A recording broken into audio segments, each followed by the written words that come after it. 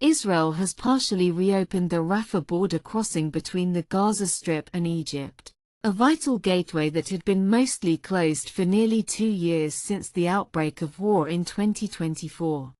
This move comes after sustained international pressure and developments in a fragile ceasefire.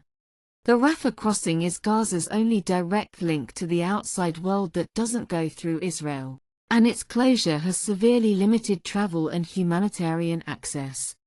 Since May 2024, the crossing has remained shut under Israeli control, with only brief, limited openings previously allowed in early 2025.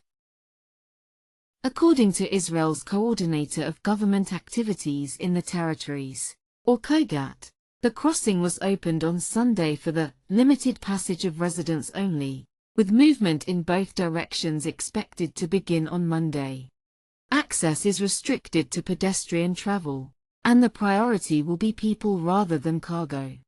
Officials say that the reopening will be coordinated with Egypt and monitored by the European Union, but aid deliveries through Rafah have not yet been restored.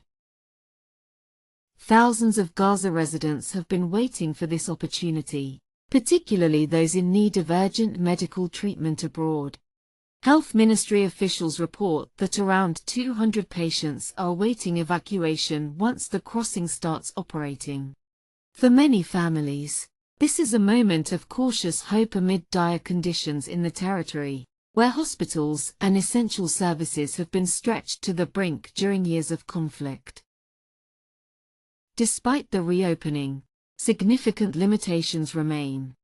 The crossing's access is tightly controlled, and exact details about how many people will be allowed to cross daily are still being negotiated. Many advocates stress that the current opening is only a small step given the overwhelming humanitarian needs in Gaza. Meanwhile, reports indicate that violence and ceasefire violations have continued in some areas, underscoring the fragile nature of the current truce. The reopening also ties into broader diplomatic efforts, including a US-brokered ceasefire plan that linked the Rafah crossing's reopening to progress on hostage releases and confidence-building measures aimed at easing tensions. Officials say the move is intended to support fragile truce arrangements while creating limited humanitarian relief for civilians in Gaza.